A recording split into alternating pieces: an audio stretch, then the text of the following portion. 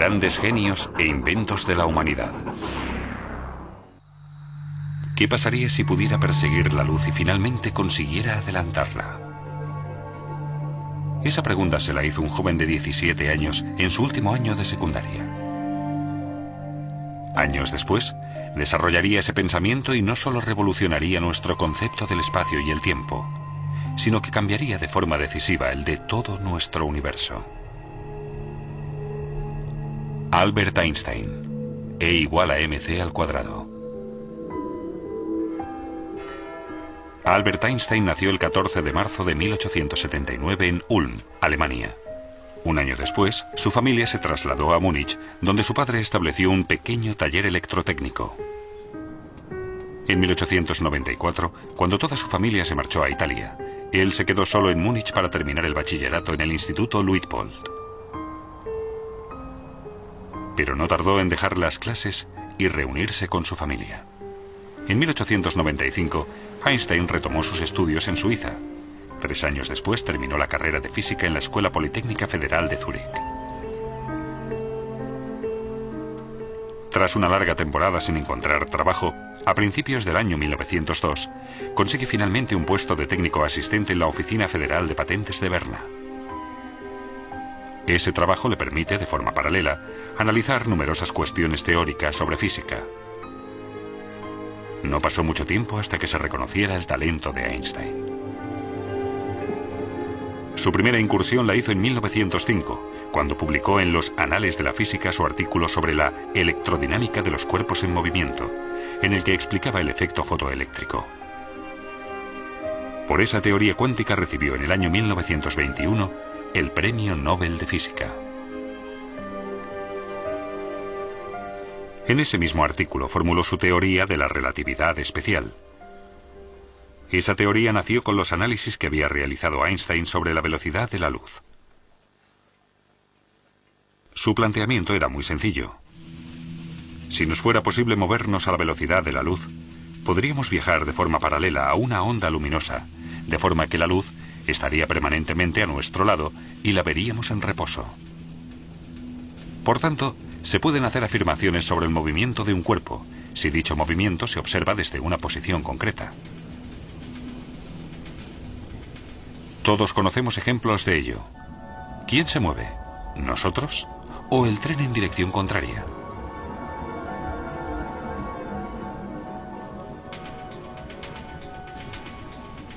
Algo parecido pasa cuando un coche circula, de forma paralela, a la misma velocidad que un tren. Desde el tren, el coche parece estar parado. Según la posición, se percibe bien el movimiento o no.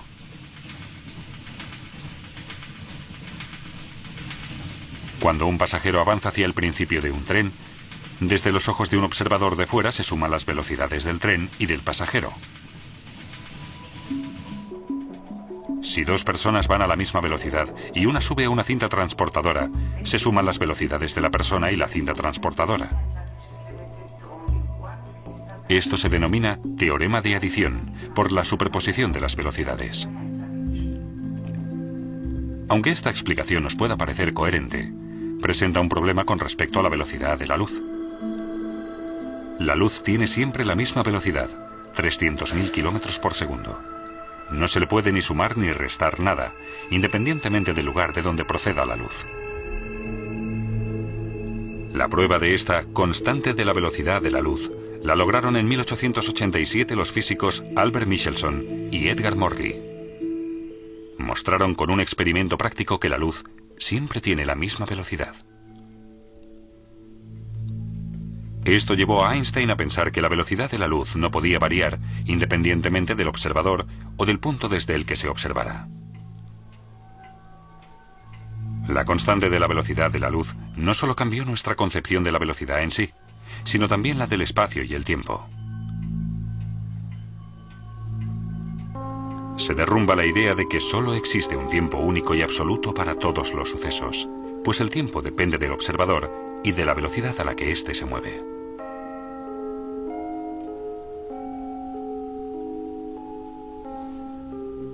Una explicación de la teoría es la del reloj de luz. Un reloj de luz consta de 2 espejos situados uno enfrente del otro. Una partícula de luz, denominada fotón, se mueve de un espejo al otro a la velocidad de la luz. Cuando el fotón choca con el espejo, recibe un impulso, gracias al que podemos medir el tiempo.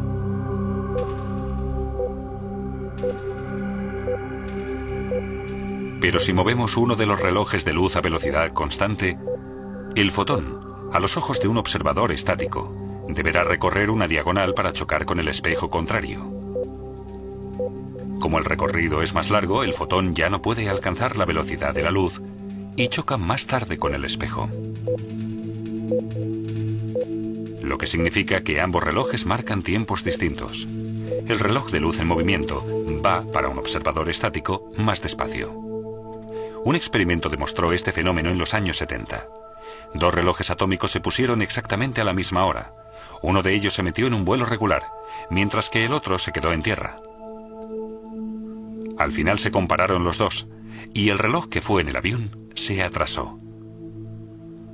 Este fenómeno, por el que los relojes en movimiento van más despacio, se ha denominado dilatación del tiempo. Otro experimento de ello es la paradoja de los gemelos. Un astronauta vuela en su nave 10 años en el espacio. Su hermano gemelo se queda en la Tierra. Los dos tienen 30 años. El astronauta vuela 10 años a 260.000 kilómetros por segundo. Después regresa a la Tierra, para lo que tiene que invertir otros 10 años. Cuando regresa tiene 50 años de edad. Sin embargo, al llegar comprueba que su hermano ha envejecido un total de 40 años y en la fecha de su regreso ha cumplido ya 70 años. Pero los viajes a la velocidad de la luz no son una fuente de juventud. Cuando el astronauta regresa a la Tierra, comprueba que ha envejecido a la mitad de velocidad, pero durante su viaje también ha vivido la mitad. Ha comido, bebido, pensado y dormido la mitad. En 1959 se demostró, mediante un experimento sobre la aceleración de las partículas realizado con muones en el Centro Europeo de Investigación Nuclear en Suiza, que esos sucesos no solo se dan en un ámbito científico, sino en la vida real. Los muones son partículas de la familia de los electrones. La particularidad que tienen es su corta vida. Solo 10 microsegundos después de formarse se vuelven a dividir. El experimento demostró que si los muones se aceleraban hasta casi la velocidad de la luz, viven 3 veces más. Con la aceleración, su reloj interno se ralentiza realmente con respecto a los muones estáticos.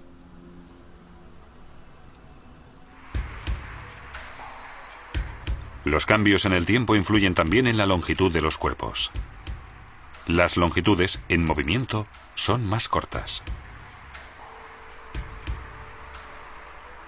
¿Una prueba? Calculamos la longitud de este tren, que circula a una velocidad regular, multiplicando su velocidad por el tiempo que invierte. Pero a causa del movimiento del tren, el tiempo pasa más despacio.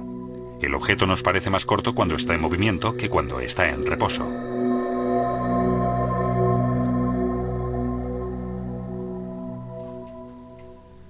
Mediante su teoría de la relatividad especial, Albert Einstein estableció un nuevo concepto del espacio y el tiempo, en el que demuestra que ambas dimensiones, consideradas hasta entonces independientes la una de la otra, son dependientes en realidad. Einstein hizo otras asociaciones de propiedades físicas, como que la masa varía dependiendo de si se mueve o no con respecto al observador. Las masas en movimiento resultan más pesadas y poseen, por tanto, más energía cinética. La equivalencia entre la masa y la energía es la fórmula más famosa del mundo, E igual a mc². Como el cuadrado de la velocidad es un valor muy elevado en la fórmula, incluso una masa pequeña, si se mueve a la suficiente velocidad, puede tener una energía peligrosa. Este hecho fue de una enorme importancia para la física del núcleo atómico. Despejó el camino hacia la obtención de energía atómica, pero también para la creación de la bomba atómica.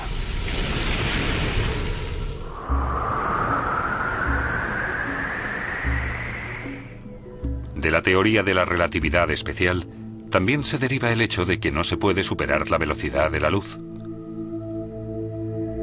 El aumento en la velocidad aumentaría también la energía cinética del cuerpo y con ella la masa. Y lo mucho que cuesta aumentar la velocidad de un cuerpo pesado, lo sabemos todos por experiencia.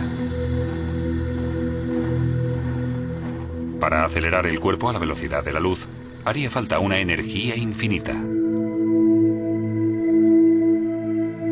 Pero en 1905, todos estos datos solo eran de naturaleza teórica. Muchas pruebas que demostraron la teoría de la relatividad especial no llegaron hasta muchos años después. En 1909, Einstein obtuvo un puesto de profesor en Zúrich. Se dedicó entonces al único ámbito de la física que había quedado aparcado en su teoría de la relatividad espacial, la gravedad. En 1913, el físico alemán Max Planck viajó a Zúrich y le ofreció el puesto de director del Instituto de Física Kaiser Wilhelm en Berlín. Einstein no lo dudó un segundo, pues en aquella época Berlín era la meca de la física. En agosto de 1914 estalla la Primera Guerra Mundial que transformará el mundo por completo. Durante la guerra, Einstein siguió trabajando tenazmente con el fin de encontrar una solución definitiva al problema de la gravedad.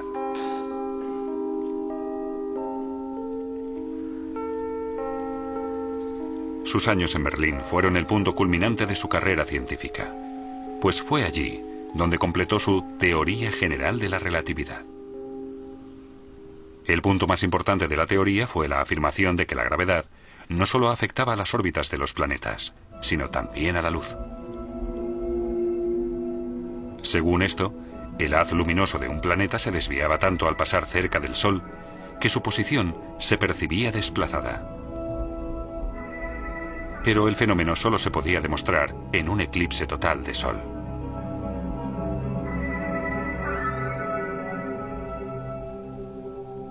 En noviembre de 1915, Einstein calculó que el ángulo de curvatura del haz luminoso de una estrella al pasar cerca del Sol era de 0,3 grados.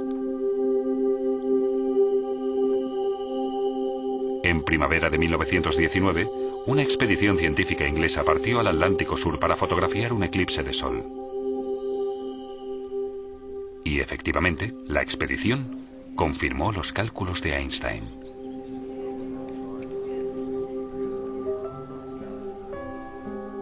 Cuando se publicó su acierto, se hizo mundialmente famoso de la noche al día.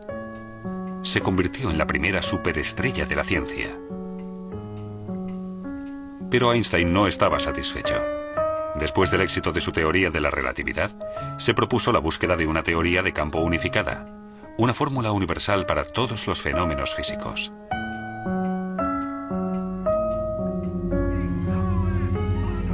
Albert Einstein era judío. Cuando Hitler subió al poder, emigró a Estados Unidos. En el campus de la Universidad de Princeton, continuó sus investigaciones en busca de la teoría de campo unificada. Pero esta vez, su propósito fracasó. Albert Einstein murió el 18 de abril de 1955 en el Hospital Judío de Brooklyn, Nueva York. Ese día, el mundo perdió al físico más importante del siglo XX. El hombre, que con su teoría de la relatividad parecía haber vencido al tiempo, tuvo que doblegarse como un humano más ante el fin de sus días.